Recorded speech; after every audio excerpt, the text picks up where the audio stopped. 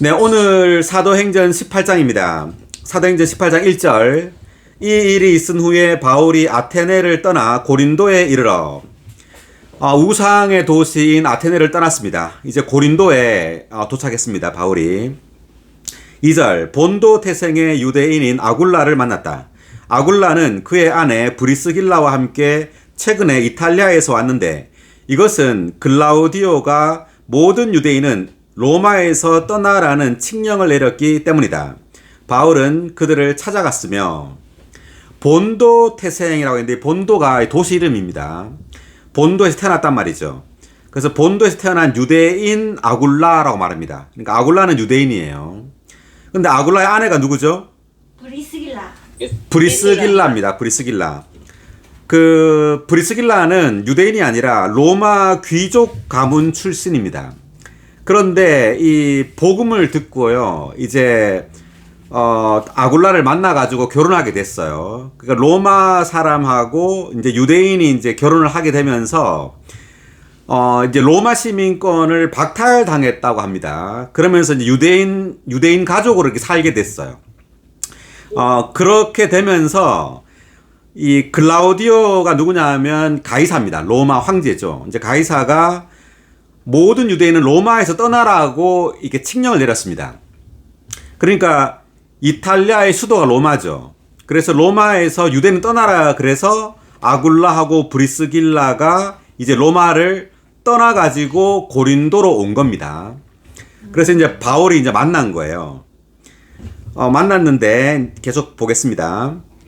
직업이 같았기 때문에 그들과 함께 머물면서 일하였다.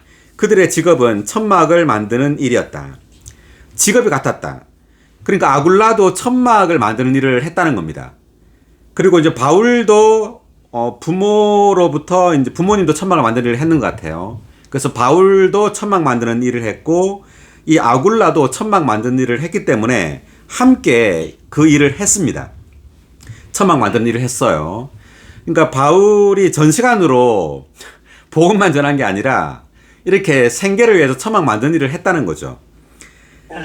네, 여기 그 사도행전 20장 34절을 보겠습니다.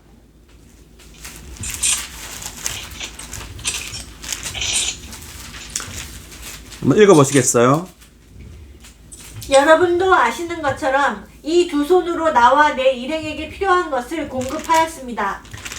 이 두 손으로, 그러니까 바울이 지금 에베소 그 장로들에게 이제 하는 말인데, 바울이 두 손으로 그 천막 만드는 일을 하면서 자신뿐만 아니라 그 일행에게도, 같이 동력하는 사람들에게도 필요한 것들을 공급했대요. 물질적으로.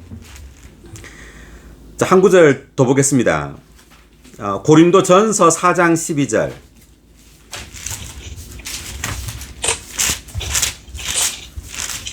또 우리는 직접 우리 손으로 일을 하며 수고합니다. 우리는 욕설을 들어도 축복하고 박해를 받아도 견뎌내고.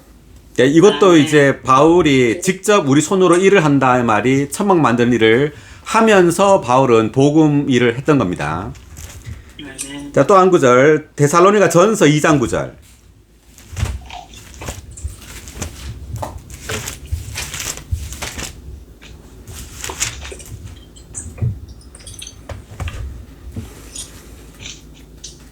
형제님들, 우리의 수고와 고생을 여러분이 기억할 것입니다.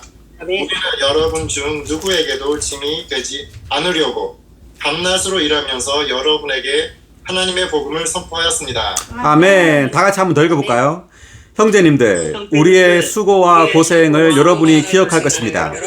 우리는 여러분 중 누구에게도 짐이 되지 않으려고 밤낮으로 일하면서 여러분에게 하나님의 복음을 선포하였습니다. 바울은 지금 밤낮으로 이게 천막 만드는 일을 하면서 자기뿐만 아니라 그 동료들에게도 이 재정적으로 공급을 했다고 합니다. 이렇게 밤낮으로 수고하면서 동시에 하나님의 복음을 선포했습니다. 그래서 우리는 이 전시관이 직업이어서는 안 됩니다. 우리는 전시관을 직업으로 생각하면 안 돼요. 우리는 상황에 따라서 우리가 일을 할 상황이 되면 일을 해야 되는 거죠. 생계를 위해서. 지금 이 고린도에 왔는데 이제 아마 이 고린도 성도들이 바울을 이제 충분히 또 공급을 하지 않았던 것 같아요.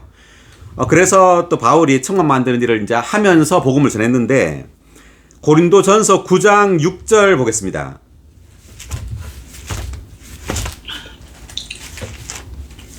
나와 바나바만 일하지 않을 권리가 없단 말입니까?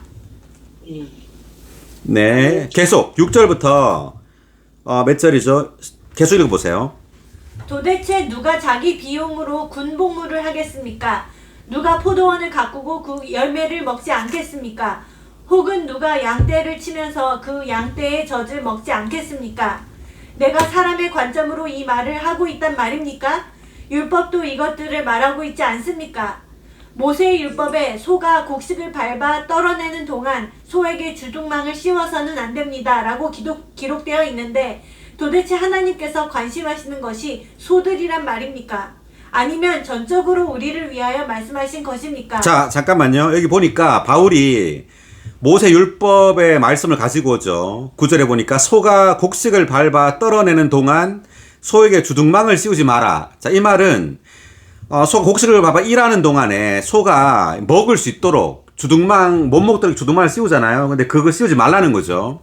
자, 이 말은 바울이 그리스도를 성도들에게 공급하는 동안 지체들, 고린도 성도들은 바울에게 재정적인 도움을 주어야 했지만 주지 못했다는 거예요. 그래서 바울이 이제 이런 말을 하는 겁니다. 이런 말을 하는데 15절 읽어보세요. 미나자매. 그러나 나는 이러한 권리를 하나도 사용하지 않았습니다. 나에게 그렇게 해달라고 내가 이런 글들을 글로 쓰는 것이 아닙니다. 이보다 차라리 내가 죽는 것이 나에게는 더 좋습니다. 아무도 나의 자랑을 헛되게 하지 못할 것입니다. 아멘. 예, 나는 이러한 권리, 이러한 권리라는 것은 어떤 사도의 어떤 권리, 그런 겁니다. 이걸 사용하지 않았다는 거죠. 그러면서 내가 이런 글을 쓰는 것은 재정적으로 도와달라고 쓰는 것이 아니다는 말이죠.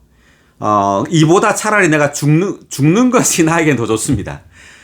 내가 성도들에게 좀 도와달라고 이렇게 말하느니 차라리 죽는 게 낫다는 거죠. 자, 이렇게 이제 이런 거를 썼는데, 어쨌든 우리는 한면으로는 성도들은 전시간으로 주님을 섬기는 이들을 도와줘야 되고요. 한면으로는. 또 한면으로 전시간으로 주님을 섬기는 자들은 성도들에게 이것을 또 요구해서는 안 된다는 겁니다. 네, 상황에 따라서 우리는 일을 할 수도 있다는 거죠. 네. 아멘. 아멘. 자, 그럼 계속해서 우리 2절에 1번 각주 한번 읽고 넘어가겠습니다. 글라우디오 가이사에 대한 각주 2절에 1번 각주. 로마 제국의 가이사이다. 주님은 그가 여기에서 한 일을 교회 건축의 사역을 수행하기 위하여 사용하셨는데 이것은 하나님께서 그리스도의 출생지에 관한 예언을 이루시기 위하여 가이사 아우구스투스가 한 일을 사용하신 것과 같다. 아멘. 무슨 말이냐? 그러니까 여기 지금 글라우디오가 유대인이 전부 로마에서 떠나라 그랬잖아요. 네. 떠나라 그런 바람에 아굴라와 브리스길라가 이제 바울을 만나서 함께 이제 사역 여행을 하게 됩니다. 그래서 이러한 외적으로 이제 세계의 어떤 정세나 이러한 것들이 이제 바뀌는 것은 다 하나님의 경륜을 위하여 이렇게 된다는 거죠. 자, 예를 들어 그 누가복음 2장에 있는 가이사 아우구스투스가 호적 등록을 하라고 했어요. 그렇기 때문에 예수님이 이제 그 베들레헴에서 태어나게 된 거예요. 그 전에는 그 마리아가 어디에 살았냐면 갈릴리 나사렛에서 살았습니다. 근데 호적 등록을 하라 그러는 바람에 베들레헴으로 오게 되면서 거기서 예수님이 태어나게 된 거예요. 구약의 예언에 따라서. 자, 그래서 누가복음 2장 1절 한번 보겠습니다.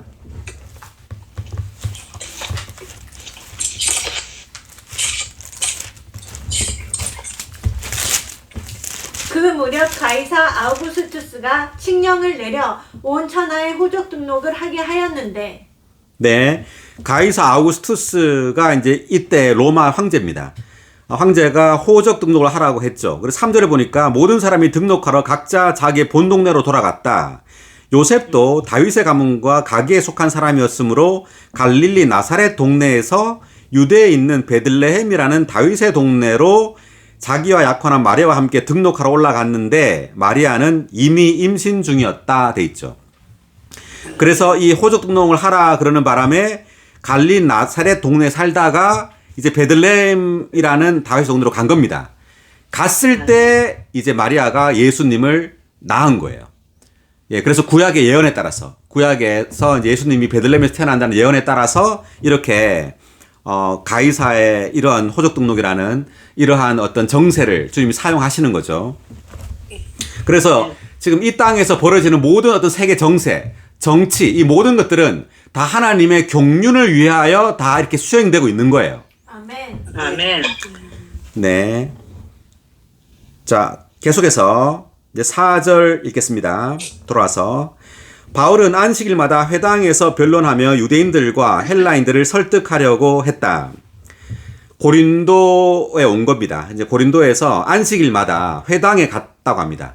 왜냐하면 이때 이제 유대인들이 이제 안식일마다 회당에 모였어요. 그렇기 때문에 이제 바울이 가서 이들을 설득한 겁니다. 예수에 대해서. 5절 실라와 디모데가 마케도니아에서 내려왔을 때 바울은 말씀에 붙잡혀 유대인들에게 예수님께서 그리스도이시라고 엄숙히 증언하였다. 실라와 디모데가 마케도니아에서 내려왔다 이렇게 말했는데 17장 14절 한번 보세요.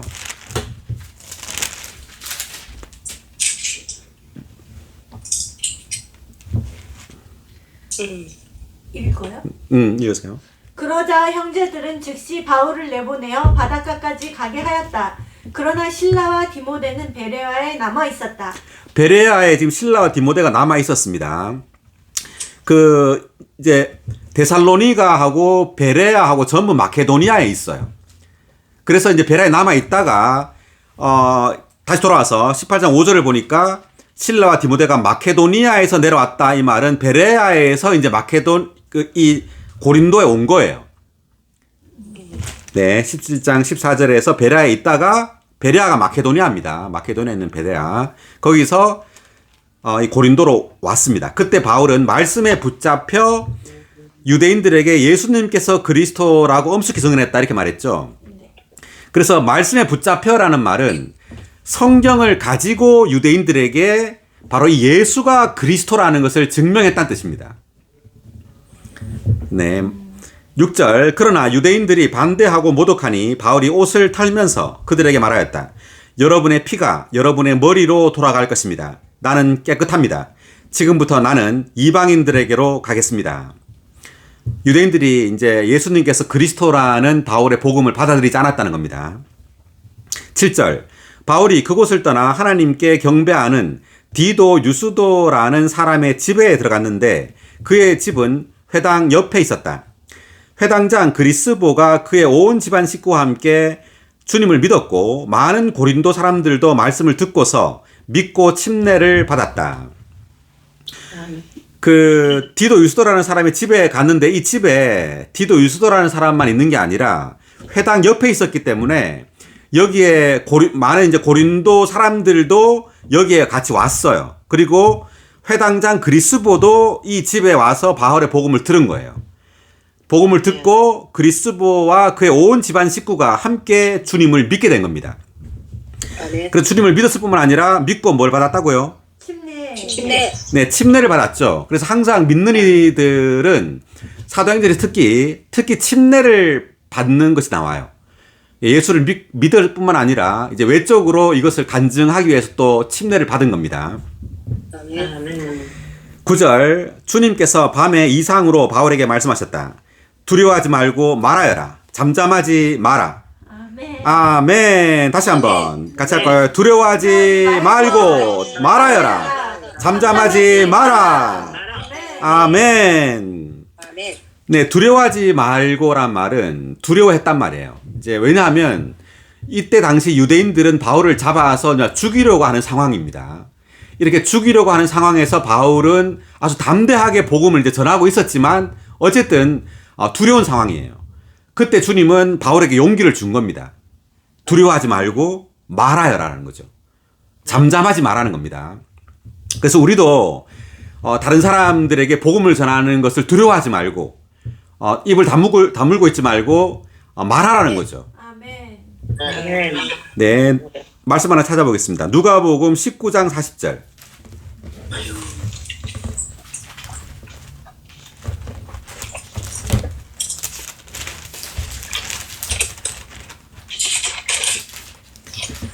예수님께서 대답하셨다. 내가 여러분에게 말합니다.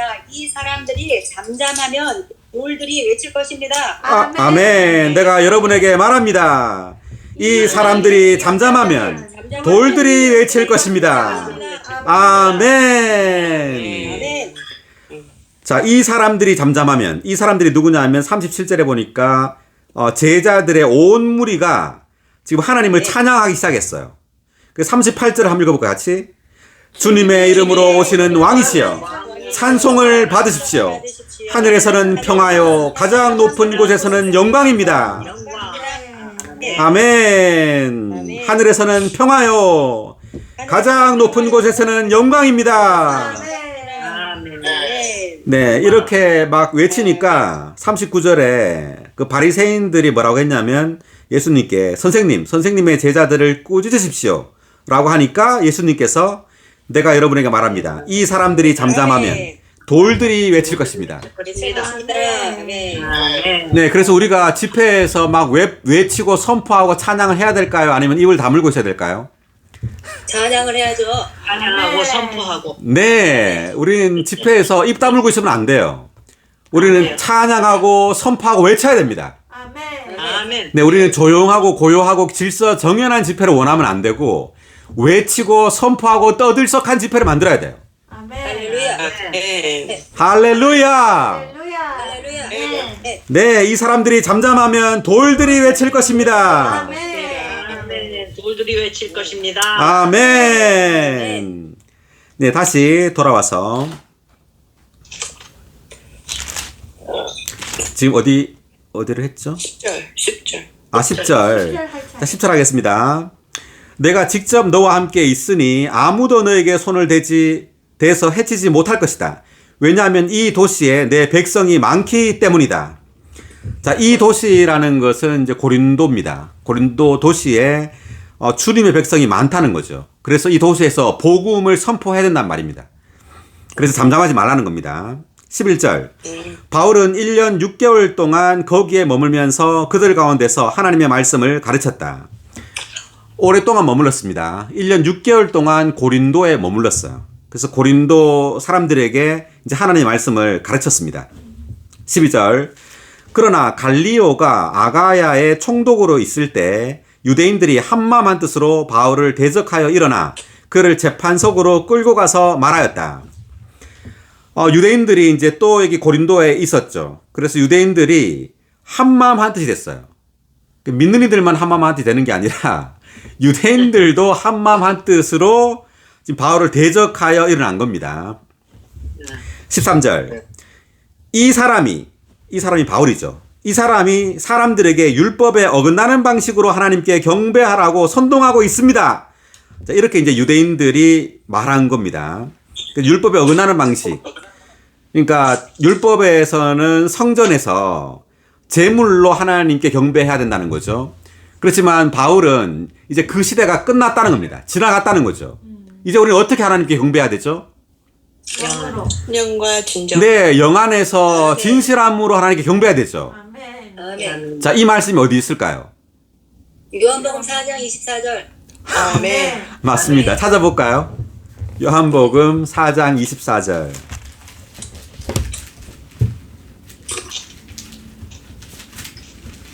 다 같이. 하나님은 영이시니 경배하는 사람들은 영 안에서 진실함으로 경배해야 합니다. 아멘. 오, 하나님은 영이시니 경배하는 사람들은 영 안에서 진실함으로 경배해야 합니다. 영원에서 아멘. 진실함으로 경배합니다. 아멘. 자, 24의 3번 각주 읽어주세요. 20절에 3번. 네. 이 말씀을 하신 것은 사마리아 여인에게 영 하나님을 접촉하려면 그녀의 영을 사용할 필요가 있다는 것을 가르치시기 위한 것이었다. 아멘. 네. 또 영 하나님을 접촉하는 것이 생수를 마시는 것이고 생수를 마시는 것이 하나님께 참되게 경배하는 것이다. 아멘. 네. 할렐루야. 네. 네, 이제 하나님은 영이시죠. 이제 주님은 죽고 부활하여 생명 주시는 영이 됐습니다. 아멘. 자, 이 생명 주시는 영이 지금 어디에 있죠? 우리 영 안에 우리 안에 계시- 네, 우리의 영 안에 있어요. 자, 이제 주님은 과정을 거쳐서 생명 주시는 영이 되어서 우리의 영 안에 들어왔기 때문에 이제 우리는 경배하러 예루살렘이나 성전에 가는 것이 아니라 우리의 영을 사용해야 됩니다. 할렐루야. 네, 시대가 바뀌었죠. 이제 시대가 바뀌어서 이제 하나님은 영으로서 사람의 영 안에 들어와 있다는 것을 깨달아야 돼요. 아멘.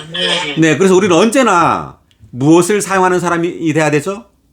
영을 사용하는 사람. 네, 우리는 언제나 영을 사용하는 사람이 돼야 돼요. 영을 사용하는 사람. 아멘. 네, 그래서 우리의 영으로 영 하나님을 접촉하는 것이 생수를 마시는 것이라는 겁니다. 아멘. 네, 생수가 곧 누구시죠? 그리스도이십니다. 네, 생수가 바로 예, 영 하나님이시죠. 하나님. 아멘. 네, 그리고 그 24의 4번 각주도 읽어주세요. 4번, 영 안에 살 때 영. 영. 이것은 우리 사람의 영이다. 예표에 따르면 하나님은 하나님께서 자신의 초소를 위해 선택하신 곳, 이 아멘. 제물로 경배를 받으셔야 했다. 자, 잠깐만요. 하나님께서 자, 여기서 보니까 자, 1번은 하나님께서 자신의 초소를 위해 선택하신 곳이 있죠. 이게 뭐냐 하면 예루살렘입니다. 예루살렘. 예루살렘 그 성전이에요. 여기에서 하나님께 경배해야 합니다. 구약에는. 네. 자, 그런데 이제 예루살렘이 아니라 이제 어디가 하나님이 계신 장소죠? 우리 영 안에. 네, 신약은 이제 사람의 영이 하나님이 계신 장소예요. 아멘. 예, 이제 신약에서는 어떤 물질적인 장소에 우리 가서 경배 드리는 것이 아니라 사람의 영이 바로 성전입니다. 아멘. 그 다음 2번 보니까 재물들을 가지고 하는 경배했죠. 재물들. 구약의 양과 소를 가지고 이제 성전을 갔습니다. 그런데 이 재물은 사실 누구예요?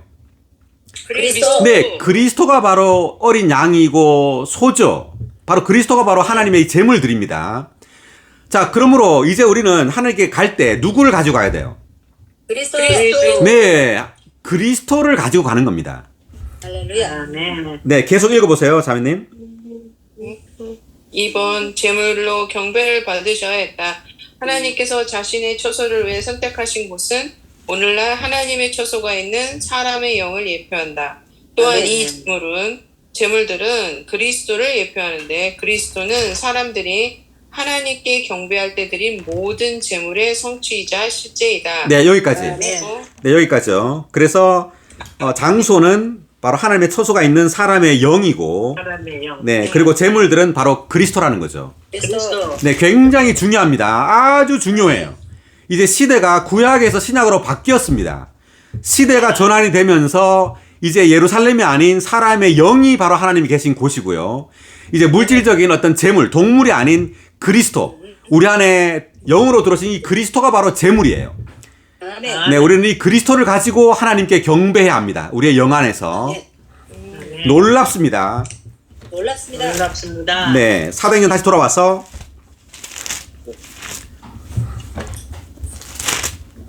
몇 절을 했냐 하면 1절 차례. 네, 13절 읽었습니다. 13절 읽었고요.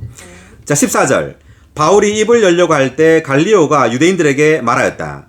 유대인 여러분, 이것이 비행이나 어떤 악한 범행의 문제라면 내가 당연히 여러분의 말을 받아주겠지만 문제가 말과 명칭과 여러분의 율법에 관한 것이라면 여러분 스스로 처리하십시오. 나는 이런 일의 재판관이 되고 싶지 않습니다. 아멘. 자, 이제 갈리오가 누구냐 하면 아가야의 총독, 즉 로마 총독입니다. 그래서 이 로마의 총독은 그 율법에 관한 문제, 종교에 관한 문제에 관여하고 싶지 않다는 거죠. 종교에 관한 문제는 여러분끼리 해결하라는 겁니다. 자, 그렇게 이제 말을 했어요. 16절. 그러고는 그들을 재판석에서 쫓아냈다. 그러자 그들 모두가 회당장 소스데네를 붙들어다 재판석 앞에서 때렸다. 그러나 갈리오는 이 일에 전혀 상관하지 않았다. 자, 회당장 소스데네라고 했죠. 네. 네, 8절에 보니까 회당장이 누구예요? 8절에 보니까. 그리스보 예, 8절에 보니까 회당장이 그리스보라고 돼 있죠. 근데 17절에는 소스데네라고 돼 있습니다. 이것은 이제 회당장 그리스보의 어떤 후임인 것 같아요. 후임. 그래서 이 소스데네가 바울의 복음을 듣고 그리스도인이 되어가지고 바울을 도와준 것 같아요. 그래서 바울을 잡지 못하고 바울 대신 지금 바울을 도와준 소스데네에게 분풀을 하는 겁니다. 자, 계속 18절. 바울은 고린도에서 여러 날을 더 머물다가 형제들과 작별하고 배를 타고 시리아로 떠났는데 브리스길라와 아굴라도 함께 갔다. 바울은 서운한 것이 있었으므로 갱그레아에서 머리를 깎았다. 자, 바울은 이제 고린도를 떠났습니다. 떠나고 시리아로 이제 떠나는데 이제 떠나는 겁니다. 시리아 떠나는데 누구와 함께 갔다고요? 브리스라가 브리스길라와 아굴라. 네, 브리스길라 아굴라 이 두 부부입니다. 누가 아내일까요? 브리스길라. 브리스길라. 네, 브리스길라가 아내고 아굴라가 남편입니다. 아굴라 남. 네. 네. 그래서 이 브리스길라와 아굴라는 항상 함께 다녀요. 그래서 아주 믿음이 아주 독실한 부부입니다. 네, 믿음이 독실한 부부로서 함께 다니면서 바울을 계속 도와주고 있고 또 이제 복음을 전하고 있습니다. 브리스길라 아굴라가. 자, 그리고 이제 18절 이제 뒤에 보니까 바울이 이제 서운한 것이 있었으므로 갱그리아에서 머리를 깎았다 이렇게 돼 있습니다. 이 머리를 깎는 이것은요, 유대적 실행입니다. 구약의 실행이에요. 신약에는 이런 실행이 없어요. 구약의 실행을 바울이 지금 하고 있다는 것은 잘못된 거예요. 그런데 왜 이걸 하고 있느냐 하면은 지금 바울이 계속해서 유대인들에게 복음을 전하고 있기 때문에 이 유대교적 실행을 함으로 유대인들이 바울을 받아들일 수 있도록 이렇게 한 거예요. 어떤 융통성입니다. 자, 18의 1번 각조 한번 읽어보겠습니다. 읽어주세요. 아멘. 유대인들이 하나님께 감사드리기 위해 어떤 장소에서나 머리를 깎고 행했던 개인적인 서원입니다. 이것은 예루살렘에서 머리를 밀어 행해야만 했던 나신의 서원과는 다르다. 자, 여기 보니까 그 유대인들은 하나님께 감사드리기 위해서 그 머리를 깎았대요. 이렇게 개인적으로 이제 서원을 했답니다. 그래서 이제 이런 서원을 하곤 했었는데 이제 바울이 이제 이 서원을 한 건데 이건 나실인 서원과는 다르다고 하네요. 계속 읽어주세요. 고린도전서 11장 6절에서 머리를 깎는 것과 미는 것과의 차이를 볼 수 있다. 바울은 유대인이어서 그 서원을 지켰지만 그것을 이방인들에게 강요하려 하지 않았고 강요하지도 않았다. 하나님의 신약 경륜에 관한 자신의 가르침의 원칙에 따라 그는 구약시대의 속한 모든 유대인의 실행들을 버려야 했다. 그러나 그에게 여전히 그러한 서원이 있었으며 하나님은 그것을 용납하신 것 같다. 그 이유는 아마도 이것이 예루살렘 밖에서 행해진 개인적인 서원이었으므로 믿는 이들에게 큰 영향을 주지 않았기 때문일 것이다. 네, 그래서 머리를 깎은 것이 잘한 일은 아닙니다. 잘한 일은 아닌데 이것이 큰 영향을 주지 않았기 때문에 이제 하나님이 어떤 간섭하지 않았다. 이제 이런 거죠. 그래서 구약의 실행을 뭐 하건 안 하건 한다고 해서 구원을 잃어버리거나 이런 게 아니죠. 자, 계속 19절. 에베소에 도착하자 바울은 일행을 거기에 남겨두고 자기는 회당에 들어가 유대인들과 변론하였다. 이제 바울과 함께 이제 일행이 있었습니다. 그 일행 뭐 실라, 디모데, 그리고 이제 브리스길라, 아굴라 함께 이렇게 가고 있었는데 이 일행들을 에베소에 남겨두었다고 합니다. 남겨두고 바울은 이제 다른 곳으로 갔습니다. 좀 이따 보겠지만. 자, 어쨌든 남겨두고 이제 자기는 이제 회당에 들어가서 유대인들과 변론을 했습니다. 20절. 사람들이 더 오래 머물러 있어달라고 요청하였지만 바울은 승낙하지 않고 그들과 작별하면서 하나님께서 원하시면 여러분에게 다시 돌아오겠습니다. 라고 하고서 배를 타고 에베소를 떠났다. 그 에베소 사람들이 바울에게 조금 더 오래 머물러 있어 달라고 요청했습니다. 근데 바울이 승낙을 했어요, 안 했어요? 안 했어요. 안 했어요. 네, 승낙하지 않았죠. 그리고 하는 말이 하나님께서 원하시면 다시 돌아온다 이렇게 말했죠. 자, 이것은 어떤 필요가 있다고 해서 또는 누가 어떤 복음을 전해달라고 요청한다고 해가지고 우리가 거기 가서는 머물거나 거기를 가서는 안 된다는 말이에요. 그럼 우리의 영 안에 그 주님의 어떤 인도를 따라서 행해야지 바깥 어떤 필요나 어떤 요청에 의해서 우리 움직여서는 안 된다는 뜻입니다. 아멘. 네, 그래서 우리는 반드시 우리 영 안에 있는 주님의 인도를 따라야 합니다. 그래서 복음을 전하는 일에 있어서도 그렇다는 거예요. 자, 22절. 바울은 가이사라에 내려 예루살렘으로 올라가서 교회에게 문안한 뒤 안디옥으로 내려갔다. 자, 그러니까 에베소를 떠나서 가이사라로 갔습니다. 그리고 예루살렘으로 또 갔다가 안디옥으로 돌아갔어요. 자, 그래서 자, 이것은 이제 안디옥으로 내려가는 바람에 2차 사역 여행이 여기서 끝나는 겁니다. 바울의 2차 사역 여행이 여기서 끝나요. 안디옥으로 돌아가면서. 이제 안디옥으로 가기 전에 예루살렘으로 올라갔다 돼 있는데, 예루살렘을 들려서 교회에게 문안을 했다고 했습니다. 이것은, 몸의 하나를 유지하기 위해서 갔다고 이렇게 설명이 나옵니다. 왜냐하면은, 우리가 사도행전 15장에 예루살렘에서 문제가 있었죠. 할례 문제. 그 할례 문제 때문에 어떤 많은 충돌이 있었어요. 그래서 바울은 그 예루살렘에 있는 야고보와 어떤 베드로와의 어떤 유쾌한 느낌을 유지할 필요가 있었다고 합니다. 그래서 이제 예루살렘에 올라가 가지고 그들과 교통을 이제 했습니다. 왜냐하면 이제 바울은 그 이방 세계의 복음을 이렇게 막 전하러 다니면서 율법과 관련해서 어떤 문제의 요인이었어요. 그러니까 바울은 율법을 지키지 말라 그러고 이제 모세 율법 지키지 말고 이제 예수를 믿어야 된다 그러고 막 이러니까 가는 곳마다 유대인들과의 문제가 발생했습니다. 이제 그렇기 때문에 예루살렘도 마찬가지예요. 예루살렘도 여전히 문제가 해결되지 않았습니다. 그러니까 예루살렘 그 교회 있죠. 예루살렘 교회에 믿는 이들, 즉 유대인 믿는 이들은 예수도 믿고 지금 모세율법도 지키는 상황이에요.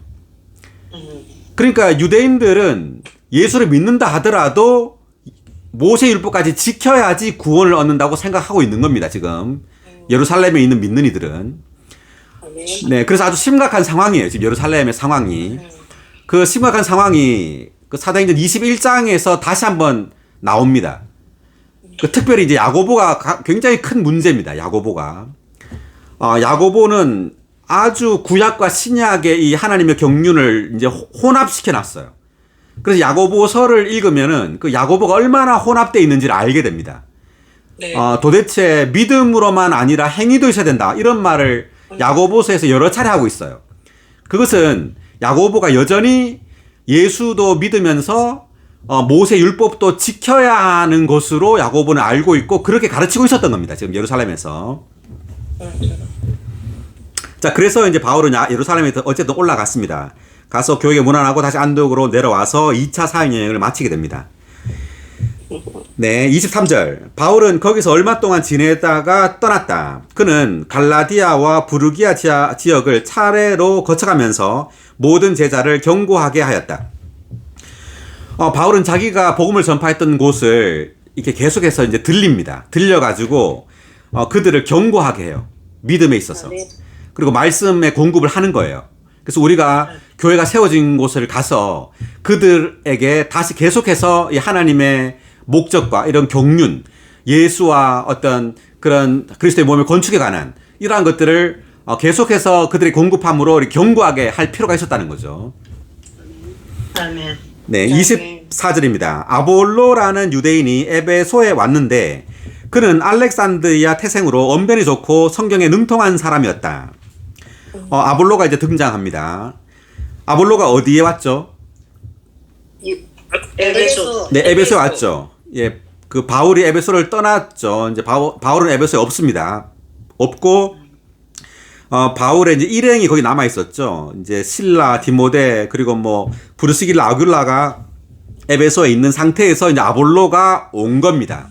에베소에 왔어요. 근데 아볼로 누구냐면 알렉산드리아 태생, 즉 알렉산드리아에서 태어났습니다. 알렉산드리아는 이집트에 있는 항구 도시예요. 이제 거기에서 태어났는데 이 사람은 언변이 좋아요. 그리고 성경이 아주 능통한 사람입니다. 네, 그는 계속해서 25절. 그는 일찍이 주님의 길을 배웠고 영 안에서 불타올라 예수님에 관한 것을 정확하게 말하고 가르쳤으나 요한의 침례만 알고 있었다. 자, 아볼로는 예수님에 관해서 정확하게 가르쳤습니다. 그런데 요한의 침례만 알고 있었다. 그러니까 이 말은 무슨 말일까요? 성령 침례를 몰랐단 말이에요. 아주 심각한 문제입니다. 지금 이제 예수를 믿음으로 성령을 받게 된다는 걸 몰랐다는 뜻이에요. 요한의 침례만 알게 됐다는 것은. 그래서 즉 예수님께서 죽고 부활하여 그냥 하늘로 올라간 거예요. 쉽게 말하면 하늘 보좌에만 있는 겁니다. 생명 주시는 영이 되었다는 것을 모른단 말이에요. 주님은 죽고 부활해서 뭐가 되셨죠? 생명 주시는 영이 되셨습니다. 네, 그 말씀이 어디 있죠? 고린도전서 15장 45절. 네, 고린도서 15장 45절. 마지막 아담은 생명 주시는 영이 되셨습니다. 예, 다시 한번 찾아보겠습니다. 찾아보죠. 다 아는 거지만 자, 이 말씀은 우리가 눈 감고도 자, 반드시 외워야 할 말씀이죠. 15장 45절 다 같이 읽어볼까요? 뒷부분만. 마지막 아담은 생명 주시는 영이 되셨습니다. 아멘. 마지막 아담은 생명 주시는 영이 되셨습니다. 고린도전서 14장 15장 45절. 자, 이때 마지막 아담. 바울은 예수님을 마지막 아담이라고 표현했는데 왜 마지막 아담이라고 말했을까요? 자, 이것은 예수님께서 십자가에 못 박히실 때 그 예수님이 바로 아담으로서 십자가에 못 박혔다는 걸 의미하는 거예요. 옛사람 아담으로 십자가에서 옛사람 아담을 끝냈다는 겁니다. 네, 옛사람 아담을 끝낸 바로 아담이기 때문에 바로 예수님을 마지막 아담이라고 한 거예요.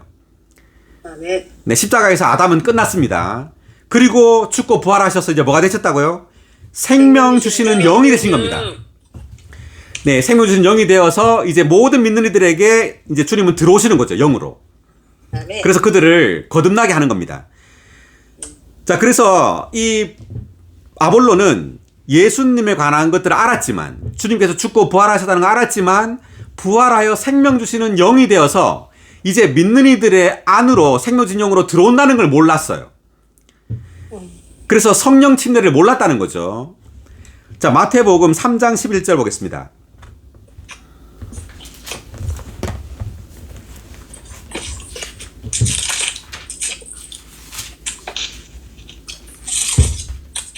나는 여러분을 회개시키려고 물속에 침례 주지만 내 뒤에 오시는 분은 나보다 더 능력이 많으시니 나는 그분의 신을 들고 다닐 자격도 없습니다. 그분은 직접 여러분을 성령 안에 그리고 불 속에 침례 주실 것이요. 아멘. 할렐루야. 성령 안에 그리고 불 속에 침례 주실 것이요. 네. 그 침례자 요한이 지금 하는 말인데, 침례자 요한은 물 속에 침례를 주지만 예수님은 성령 안에 침례 준다 그러죠. 네, 그래서 물 속의 침례는 그림자입니다. 예표예요. 성령 안에 침례를 예표하는 겁니다. 그래서 우리가 예수를 믿으면 왜 물 속에 침례 주느냐 하면 이 보이지 않는 성령 안에 믿는 이들이 들어가기 때문입니다.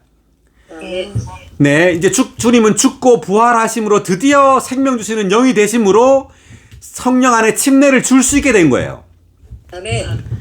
자, 마태복음 마지막 28장 보세요. 28장 18절 보십니다. 예수님께서 제자들에게 가까이 오셔서 말씀하셨다. 하늘과 땅의 모든 권위가 나에게 주어졌습니다. 19절. 아멘.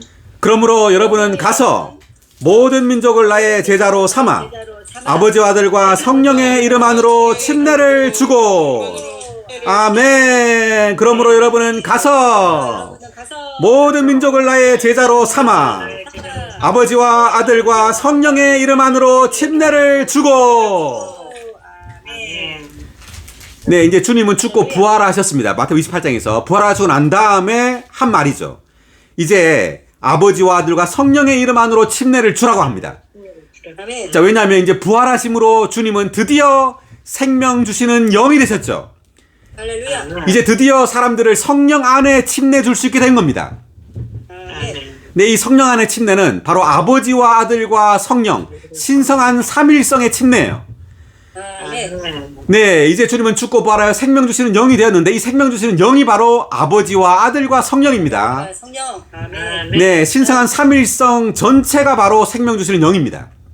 아멘. 네, 우리는 사람들에게 복음을 전해서 예수를 믿으라고 할 때 예수를 믿는 순간 이들은 아버지와 아들과 성령의 이름 안으로 잠기는 거예요. 침례 주는 겁니다. 입니다.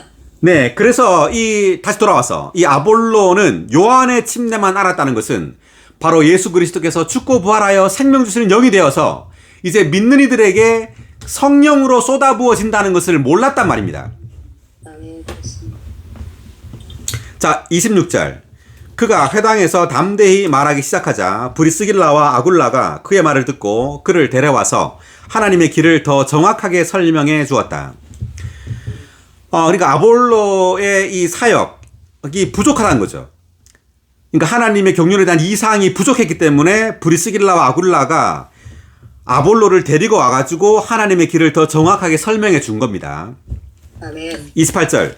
아볼로가 아가야로 건너가려고 하자 형제들은 그를 격려해 준 다음 제자들에게 편지하여 그를 영접하라고 하였다.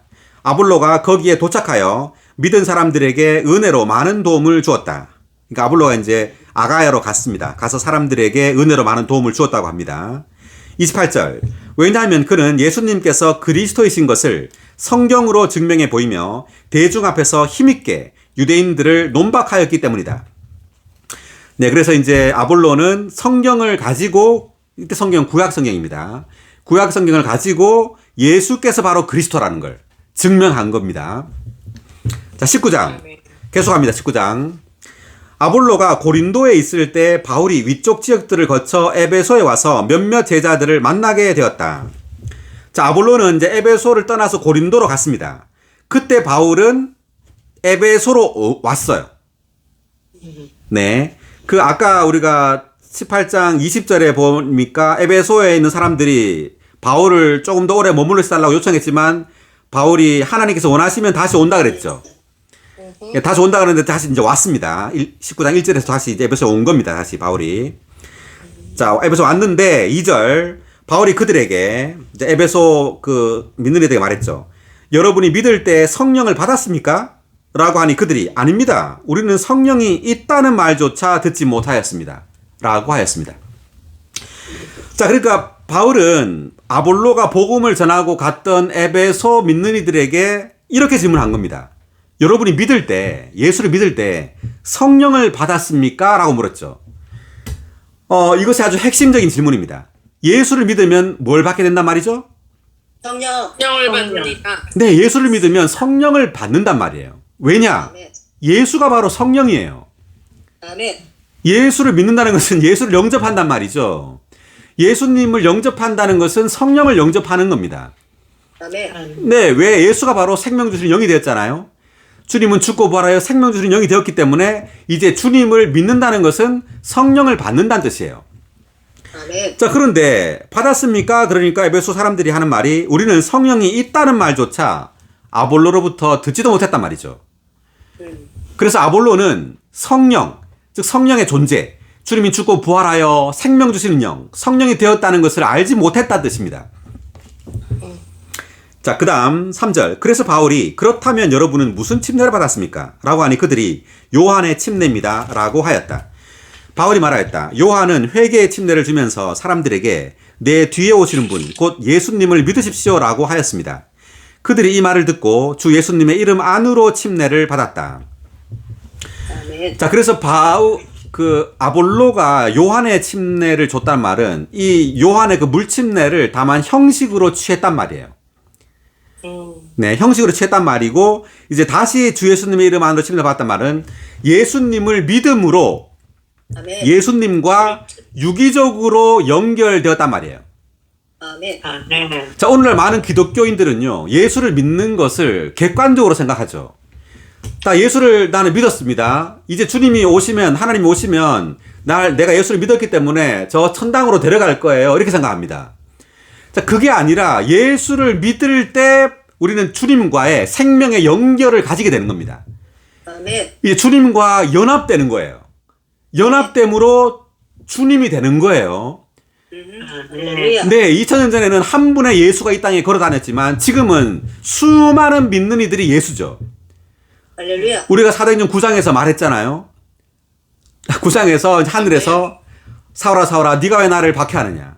주님 누구십니까? 나는 네가 박해하는 예수다. 바울이 박해했던 수많은 믿는 이들이 예수란 뜻이죠. 아멘. 네, 수많은 믿는 이들이 단체적인 예수입니다. 그래서 우리가 다 우리 여기에 예수님 믿는 모든 우리들이 예수예요. 아멘. 아멘. 네, 우리는 단체적인 예수입니다. 엄청나죠? 지금 복음은요, 엄청난 겁니다. 아멘. 지금 하나님은 단지 우리가 예수를 믿음으로 천당으로 데려가기 위한 것이 아니에요. 하나님의 복음은요, 우리를 그분이 되게 하는 겁니다. 아멘. 네, 하나님께서 왜 이 땅에 오셨을까요? 하나님은 사람이 되어 오시고 죽고 부활하셔서 생명 주시는 영이 되어서 우리 안으로 들어오셨잖아요. 그래서 우리가 된 겁니다. 아멘. 네, 우리는 주를 믿음으로 주님은 내가 되고 나는 주님이 되는 거예요. 할렐루야. 할렐루야! 할렐루야. 네, 이것이 바로 복음입니다. 그렇습니다. 아멘. 아멘. 어제 우리 집에 중학교 애가 왔는데 제가 복음을 전했습니다. 뭐라고 전했냐면은 하나님께서 창세기 1장 26절에서 사람을 하나님의 형상대로 만들었다. 그래서 우리의 모양은 하나님의 형상이다. 그리고 하나님이 원하는 것은 이제 하나님의 그 생명을 사람 안으로 집어 넣는 것이다. 아멘. 그러므로 우리로 하여금 그분과 똑같아지게 만드는 거다.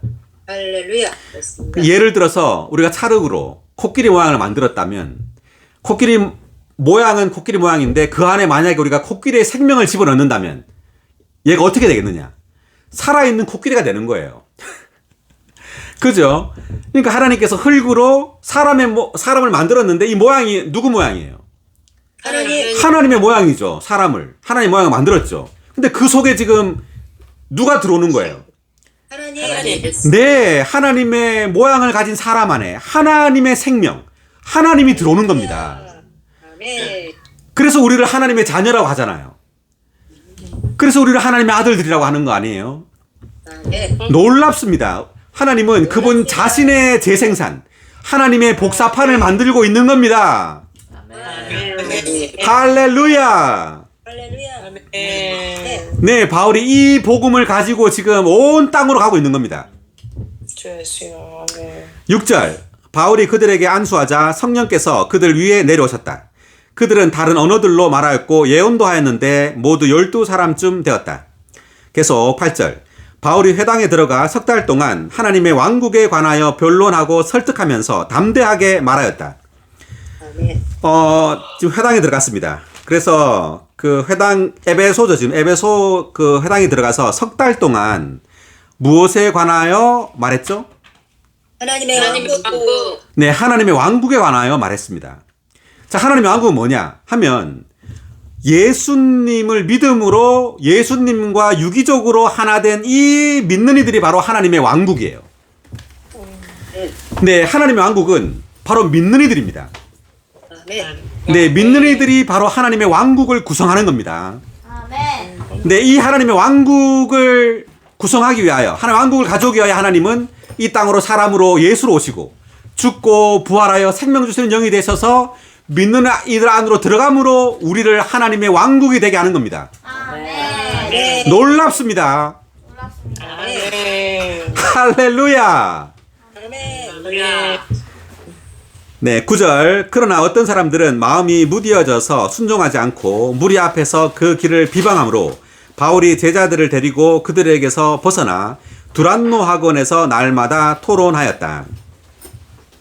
그래서 이제 회당에서 이제 나와가지고 두란노 학원, 이제 두란노가 어떤 교사 이름입니다. 이름. 두란노는 사람 이름인데, 이 이름을 따서 두란노 학원이라고 하는 그 장소에서 날마다 이제 토론을 했다고 말합니다. 그 9의 2번 각주 읽어볼까요? 두란노. 두란노는 교사였을 것이다. 그래서 바울은 2년 동안 유대인들과 헬라인들에게 주님의 말씀을 전파하고 가르치기 위해 대적하는 유대인들의 회당에서 떨어진 두란노의 학원을 빌려 집회 장소로 사용했을 것이다. 네, 이제 두란노 학원을 빌려서 이제 집회 장소로 사용하면서 여기서 이제 성경을 가르쳤단 말이죠. 10절. 이렇게 2년 동안 계속하니 아시아에 사는 사람들은 유대인이나 헬라인이나 모두 주님의 말씀을 듣게 되었다. 몇 년 동안요? 2년. 2년. 네, 엄청나게 오랜 시간 동안 에베소에 머물렀습니다. 바울이. 네, 그래서 이 에베소는 난리가 난 겁니다. 이 도시 전체가. 이 아시아에 사는 모든 사람이 지금 주님의 말씀 듣게 됐다 그랬죠. 그래서 우리가 좀 이따 보게 될 텐데, 에베소 그 도시가 엄청난 난리, 엄청난 소요가 일어나게 됩니다. 이 바울의 복음을 통해서. 11절. 하나님께서 바울의 손을 통하여 비범한 능력의 일을 행하셨다. 심지어 바울의 몸에 닿았던 손수건이나 앞치마를 가져다가 아픈 사람에게 대기만 해도 질병이 떠나고 악한 영들이 나갔다. 네, 바울을 통해서 이런 어떤 기적적인 일들이 발생했어요. 왜냐하면 특별히 이 에베소라는 이 도시에서 많은 마술을 행하는 많은 사람들이 있었습니다. 마술, 마법, 마술 이런 일들이 많이 있었어요. 그렇기 때문에 주님은 이제 바울을 통하여 이런 어떤 큰 기적들을 행하게 됐습니다. 바울의 어떤 사역이 힘을 얻기 위해서. 자, 그다음 13절. 그때 또 돌아다니며 귀신을 쫓아내는 몇몇 유대인도 악한 영이 들린 사람들에게 내가 바울이 전파하는 예수님을 힘입어 너희에게 명령한다 라고 하면서 주 예수님의 이름을 어떻게 하려고 했죠? 이용하려고. 네, 이용하려고 했다라는 이 단어가 중요한데, 자, 계속 보겠습니다. 어쨌든, 유대인들도 귀신을 이제 쫓아내는 유대인들이 있었대요. 그러니까 귀신 들린 사람들을 유대인들도 쫓아내는 모양이에요, 이때. 14절. 어떤 유대인 대제사장 스게와의 7 아들도 이런 일을 하였는데 그 악한 영이 그들에게 대답했다. 예수도 내가 알고 바울도 내가 잘 아는데 너희는 대체 누구냐? 자, 다운표 친 부분 다시 읽어볼까요? 예수도 내가 알고 바울도 내가 잘 아는데 너희는 대체 누구냐? 악한 영이 누구를 안다고 하죠, 지금? 예수와 바울. 예수도 알고 바울도 알아. 두 사람을 안 해요. 그러니까 예수도 알고 바울도 안다. 이 말은 뭐냐면요. 바울이 막 이제 악한 영들을 쫓아내고 이렇게 했잖아요. 그러니까 이 악한 영들은 바울 안에 있는 그 예수를 아는 거예요. 다시 말하면 바울은 예수와 한 영이 된 겁니다. 아멘. 아멘. 이 두 사람의 이름을 한꺼번에 언급한 것은 바로 그 이유입니다. 예수와 바울이 하나였다는 것을 말하는 거예요. 그렇지만 위에 있는 이 사람들은요, 하나가 아니에요. 다만 그 이름을 이용했을 뿐입니다. 아멘. 자, 우리 말씀 하나 보겠습니다. 마태복음 12장 28절.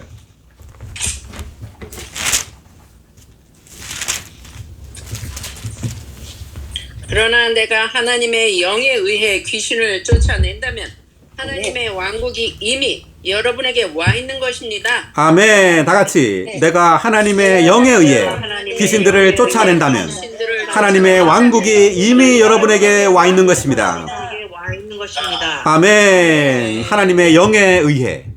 자, 이 말은 예수님께서 하나님의 영과 하나라는 뜻입니다. 아멘. 할렐루야. 예, 예수님은 하나님과 하나였어요. 아멘. 네. 그래서 하나님의 영에 의해 쫓아낸다. 그리고 바울도 마찬가지죠. 바울도 예수님과 하나였어요. 아멘. 아멘. 예, 주님과 합하는 자는 한 영이다. 어디 있죠? 영입니다. 어디 있죠? 그 말씀이? 고린도전서 고린도서 6장 17절. 고린도 전서입니다. 고린도 전서 6장 17절 보겠습니다. 찾아보죠. 네.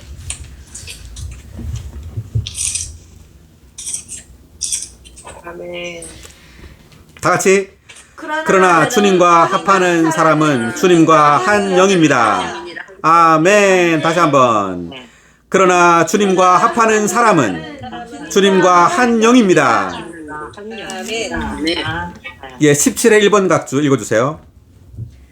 이것은 믿는 이들이 주님을 믿어 주님과 유기적으로 연결되는 것을 가리킨다. 이 연결은 포도나무와 가지들이 연결된 것으로 설명된다. 이것은 생명에 속한 문제일 뿐 아니라 생명, 신성한 생명 안에서의 문제이다. 부활하신 주님과 이렇게 연결되는 것은 오직 우리의 영 안에서만 가능하다. 아멘. 아멘. 네, 우리가 주님을 믿는 이들은 주님을 믿음으로 주님과 유기적으로 연결돼요. 이 생명의 연결입니다.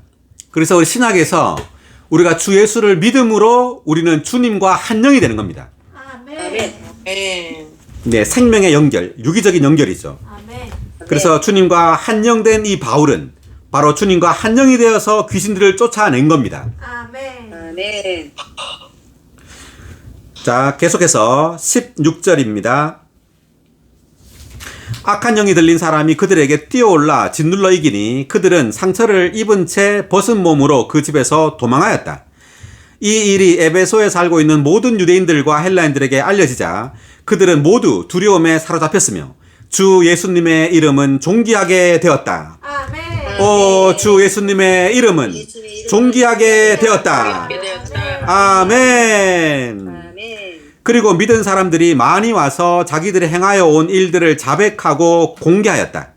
또 마술을 행하던 상당수의 사람들이 그들의 책을 모아가지고 와서 모든 사람 앞에서 불태웠는데 그 책값을 계산하니 은전 5만이나 되었다. 그러니까 이 에베소에는 그 많은 어떤 미신, 어떤 종교가 있었습니다. 미신적인 종교가. 그래서 마술, 어떤 부적, 마법, 막 이런 사업이 번창했어요. 에베소가. 그럴 때 이제 바울이 2년 동안 에베소에서 가르치고 복음을 전했을 때 마술을 행하던 상당수의 사람들이 책을 다 불태웠어요. 그것이 은전 5만이나 됐다 했는데 은전 5만이 대략 한 지금 돈으로 한 5억 정도 된다네. 5억 정도. 그러니까 지금 이 엄청난 그 도시가 엄청나게 큰 영향을 받은 거예요. 네, 도시 전체가 막 이렇게 어떤 그 하여튼 큰 영향을 받게 된 겁니다. 바울의 사역을 통해서. 아멘. 그래서 이런 일들이 막 발생하게 되니까 이제 뒤에 이제 나오게 되는데 그 아르테미스 신전 그 뭐죠 모형을 팔던 이 사람들의 사업에도 막 큰 영향을 미치게 됩니다. 에베소에. 자, 20절. 이렇게 하여 주님의 말씀이 힘있게 확장되고 점점 세력을 얻었다. 이런 일들이 있은 후에 바울은 마케도니아와 아가야를 거쳐 예루살렘으로 가기로 그의 영안에서 작정한 뒤 내가 거기에 갔다가 로마에도 가보아야 하겠습니다. 라고 하고는 지금 바울이 마케도니아와 아가야를 거쳐 예루살렘으로 간다 그랬죠. 자, 이제 예루살렘으로 가는 데는 이제 두 가지 이유가 있습니다. 하나는 뭐냐 하면 그 기근으로 인해서 예루살렘의 어떤 그 재정적인 또 물질적인 필요가 있어요. 그래서 헌금을 마케도니아와 아가야에서 걷어서 헌금을 가지고 예루살렘으로 갑니다. 그래서 예루살렘 성도들을 도와줘요. 자, 로마서 15장 보겠습니다. 로마서 15장 25, 26.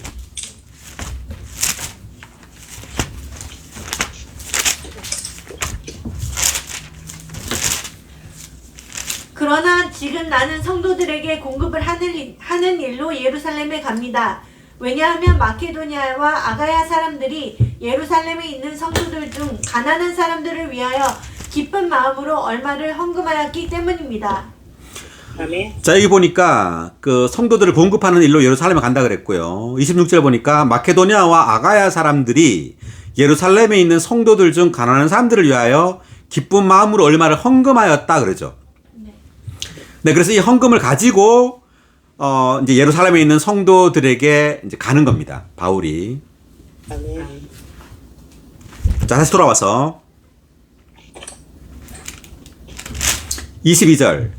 자기를 돕는 사람들 중에는 디모데와 에라스도 두 사람을 마케도니아로 보내고 중에서 자기는 얼마 동안 아시아에 더 머물러 있었다. 아시아라는 것은 에베소에 더 머물러 있었단 말입니다. 자, 2년 동안 가르쳤는데 이제 더 머물러요. 그래서 3년 동안 에베소에 있게 됩니다. 바울은 3년 동안 에베소 교회에. 23절. 그 무렵 그 길에 관하여 적지 않은 소란이 일어났다. 적지 않은 소란이 일어났는데 이게 지금 에베소입니다. 계속해서 에베소예요. 에베소 이 도시에 아주 큰 소란이 일어났습니다. 바울의 이 사역으로 인해서. 그래서 우리가 만약에 우리가 복음을 전하고 어떤 사역을 한다면 우리가 점잖고 고상하게 있으면 안 됩니다. 그리고 어떤 혼란이나 소요가 일어나지 않기를 원하면 안 돼요. 만약에 우리가 복음을 전하고 사역을 하는데 어떤 일도 벌어지지 않았다는 것은 그 우리의 사역이 합당하지 않다는 걸 의미합니다. 그리고 어떤 일도 없다면은 주님의 일에 전진이 없다는 이야기예요. 그래서 이 바울처럼요, 복음을 가지고 가는 곳마다 어떤 일이 소요가 발생해야 돼요. 왜냐하면 이 복음은 이 세상을 반대하잖아요. 네, 그렇기 때문에 반드시 복음이 전파되고 복음이 힘을 얻는다면 그 사회, 그 도시에, 심지어 교회에도 어떤 문제가 발생하게 돼 있어요. 순수하지 않은 그 모든 것들이 드러나게 됩니다. 예수님의 예를 들어보면 예수님께서 오시기 전에는 대제사장, 율법학자, 바리새인들은 아무 문제가 없죠. 그들은 아주 좋은 사람들일 거예요. 예수님이 안 오셨다면 백성들을 가르치고. 그렇지만 예수님께서 오심으로 그 모든 것들이 다 드러나는 겁니다. 예수님이 그러죠. 독사의 자식들아. 그리고 위선적인 바리새인들이에요. 이런 말을 감히 누가 하겠어요? 네, 그 다 존경받는 사람들인데. 근데 예수님이 오심으로 이제 생명이 옴으로 생명이 아닌 위선적인 것들이 다 드러나는 겁니다. 만약에 우리의 교회 생활 가운데 어떤 생명을 추구하고 생명 안에서 성장한 사람이 있으면요, 다 드러나게 돼 있어요. 맞아요. 네, 다 그렇지 않은 사람들이 다 드러나게 됩니다. 바울도 마찬가지입니다. 바울이 이 도시에 오기 전에는 모든 이런 사업들이 다 번창하고 다 좋아요. 그렇지만 바울이 옴으로 이제 큰 소요가 발생하게 되는 겁니다. 네, 그래서 바울은 가는 곳마다 트러블 메이커. 네, 문제를 일으키는 사람이죠. 문제를 일으키는 사람. 네, 우리도 바울처럼 돼야 됩니다. 우리가 진정으로 생명을 추구한다면 교회 생활에서나 사회 생활에서나 어떤 문제를 일으키는 사람이 될 거예요. 그렇지만 우리가 다만 고상하고 교회 생활 안에서 그냥 아주 재밌는 교회 생활을 원한다면 아무 문제가 없겠지만 주님의 일도 전진하지 못할 겁니다. 자, 24절. 데메드리오라는 어떤 은장이가 은으로 아데미의 신전 모형을 만들어 직공들에게 적지 않은 돈벌이를 시켜주고 있었는데, 지금 제 성경에는 아데미라고 되어 있지만 이제 새로 번역본은 아르테미스라고 되어 있죠. 네, 아르테미스. 하여튼 영어로는 아르테미스가 맞는 것 같아요. 그러니까 어떤 발음상의 문제인데 똑같은 말입니다. 어쨌든 아르테미스의 신전 모형을 만들었다고 말했는데, 이 말은 이 에베소에 아르테미스 신전이 있었단 말이에요. 그럼 아르테미스가 누구냐 하면 여신입니다. 여신. 특별히 보니까 사냥, 달의 여신, 풍요, 어떤 다산, 그런 것들을 주관하는 여신이래요. 그리스 신화에 나오는. 네, 그리스 신화에는 많은 신들이 있습니다. 그 중에 하나는 여신인데, 이 여신을 섬기는 그 신전이 엄청나게 큰 신전이 있었어요. 그래서 예를 들면 너비가 한 100m 이상이고 길이가 너비가 한 70m 되는 그런 큰 신전, 한 5만 명 정도를 수용할 수 있는 신전이래요. 그래서 여기에 3, 4월 되면 어떤 축제를 했답니다. 축제. 그래, 아르테미스를 어떤 경배하는 그런 아르테미스의 달이라고 해서 3, 4월에 축제도 하거든 행사가 벌어지면 그 인근에 수많은 사람들이 왔대요. 그래서 아르테미스 신전 모형도 사고 아르테미스 그 우상도 막 팔고 이런 어떤 사업이 번창한 겁니다. 그래서 이 데메드리오라는 사람은 은세공업자 뭐 조합장 비슷한 그런 사람이라고 합니다. 자, 25절. 그가 자기 직공들 및 같은 업종에 속한 사람들을 모아놓고 말하였다. 여러분이 아시는 대로 우리는 이 사업으로 돈을 많이 벌고 있습니다. 그런데 여러분이 보고 듣는 대로 이 바울이 에베소뿐 아니라 거의 아시아 전역에서 사람의 손으로 만든 것은 신들이 아니라고 하면서 수많은 사람을 부추겨 마음을 돌려놓았습니다. 그러니까 바울은 사람이 만든 그런 우상이 신이 아니라고 말하는 거죠. 아멘. 그래서 바울의 이러한 복음 전파, 이러한 사역이 아주 능력이 있었기 때문에 우리 조금 전에 봤지만 그 책들, 마술 책들을 다 불태웠잖아요. 그래서 지금 아르테미스 그 신전 모형을 만드는 이 사업도 이제 영향을 받는 겁니다, 여기에. 그래서 사업을 못할까봐 지금 이런 막 말을 하는 겁니다. 27절. 그래서 우리의 이 사업에 대한 평판이 나빠질 위험이 있을 뿐 아니라 위대한 여신 아르테미스의 신전이 무시당하고 심지어 온 아시아와 세상이 경배하는 여신의 위엄도 무너질 위험이 있습니다. 자, 요까지가 이제 데메드리오라는 사람이 말한 거예요. 28절. 그들이 이 말을 듣고 분노가 가득하여 외쳤다. 위대하다. 에베소 사람들의 아르테미스여. 막 이렇게 큰 소리로 외친 겁니다. 그래서 이들에게 있어서 이 아르테미스는 정말 신이에요. 정말 있다고 믿는 겁니다. 다만 그리스 신화에 나오는 어떤 신화 속의 인물이 아니에요. 실제로 신전을 만들어 가지고 경배를 막 하는 거예요. 29절. 그 도시가 온통 혼란해지고 사람들이 바울의 동행인 마케도니아 사람 가이오와 아리스다고를 붙잡아 가지고 한마음 한뜻이 되어 극장 안으로 몰려갔다. 자, 이 사람들도 한마음 한뜻이 됐네요. 한마음 한뜻으로. 바울이 군중 속으로 들어가려고 하자 제자들이 말렸고 또 바울의 친구인 아시아 관리들 중 몇 사람도 그에게 사람을 보내어 극장에 들어가는 모험을 하지 말라고 원했다.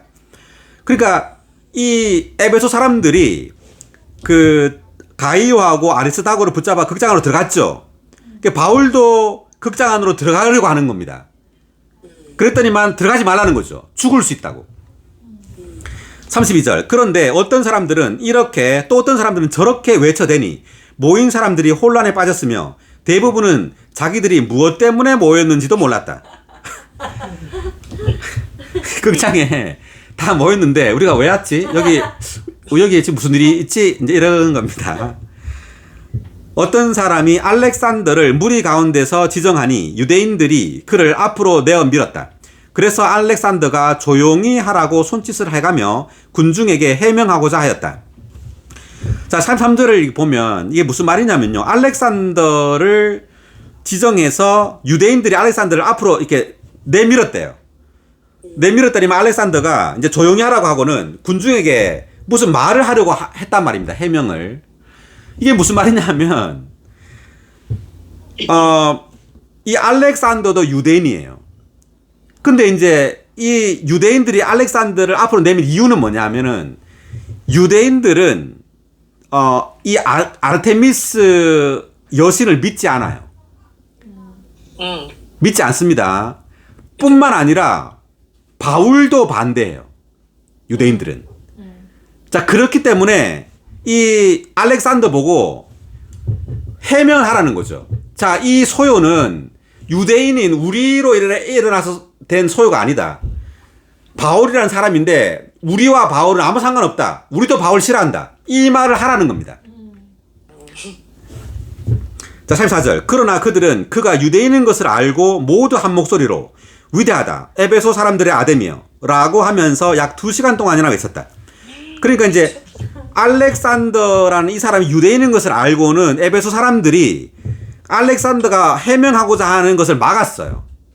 막고 이렇게 위대하다 에베소 사람들의 아르테미스여 이렇게 외쳤어요. 왜냐하면 이 에베소 사람들이 유대인들을 싫어해요. 왜? 아르테미스 그 여신을 믿지 않기 때문에 유대인들을. 그래서 알렉산더가 말하려고 하는 걸 듣기 싫은 거예요. 듣지 않겠다는 거지. 왜? 유대인들은 아르테미스를 여신을 믿지 않거든요. 네, 그래서 유대인인 것을 알고는 알렉산더가 말하는 것을 막고 위대하다. 에베소 사람들은 아르테미스요. 라고 이제 2시간 동안이나 그 극장에서 외친 겁니다. 35절. 그러자 그 도시 서기장이 무리를 진정시키며 말하였다. 에베소 사람 여러분, 에베소 사람들의 도시가 위대한 아데미와 및 제우스에게서 내려온 신상을 모시는 신전 수호자인 줄을 모르는 사람이 어디 있습니까? 자, 그 도시 서기장, 그러니까 에베소 이 도시의 서기장이라고 하는데 이 서기장이라는 이 사람이 지금 그 폭동이 지금 일어났잖아요. 뭔가 이렇게 위험해요. 그러니까 이것을 알면은 로마 정부가 이걸 알면 서기장에게 책임을 물을까봐 이제 서기장이 이들을 설득하는 겁니다. 해산시키려고, 이 소동을 해산시키려고. 자, 근데 그 하는 말이 뭐냐면, 제우스에게서 내려온 신상이라고 말합니다. 그러니까 여신상이 있었던 겁니다. 아르테미스 여신상. 이 여신상을 제우스에게서 내려온 신상이라고 말합니다. 사람이 만든 게 아니라, 사람이 만든 신상이 아니라, 제우스에게서 내려온 신상이래요. 그러니까 아르테미스는 이 여신인데, 읽어보니까 제우스의 딸이라고 하네요. 제우스. 그 신의 딸이라고 합니다. 36절. 이 일은 반론의 여지가 없는 것이니 여러분은 진정하시고 무엇이든지 경솔하게 행동하지 마십시오. 여러분이 끌고 온 이 사람들은 신전 물건을 훔치지도 않았고 우리 여신을 모독하지도 않았습니다. 그러므로 데메드리오와 그와 함께 있는 직공들이 어떤 사람을 고소할 일이 있다면 법정도 열려있고 총독들도 있으니 당사자들이 서로 고소하도록 하십시오. 그러니까 합당하게 고소하고 그렇게 해서 법정에서 재판을 하지 이렇게 극장에 와가지고 이렇게 하지 말란 말이죠. 39절. 만일 여러분이 그 밖에 요구할 것이 있다면 합법적인 집회에서 해결해야 할 것입니다. 아무 이유도 없는 오늘의 이 일에 대한 소요로 우리가 문책을 받을 위험이 있습니다. 그렇게 된다면 우리는 이 난폭한 집회에 대하여 해명할 말이 없을 것입니다. 이렇게 말하고 그는 그 집회를 해산시켰다. 자, 집회를 이제 해산시켰습니다. 네, 오늘 사도행전 18, 19장 여기까지 하겠습니다. 수고하셨습니다. 아멘. 감사합니다. 네, 수고하셨어요. 네. 네.